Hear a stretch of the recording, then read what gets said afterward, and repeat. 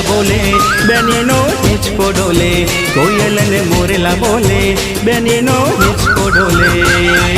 કોણ હલાવે લીમડી ને કોણ ઝુલાવે પીપળી, કોણ હલાવે લીમડી ને કોણ ઝુલાવે પીપળી, ભાઈ બેની લાડકી ને ભાઈનો ઝુલાવે બેનડી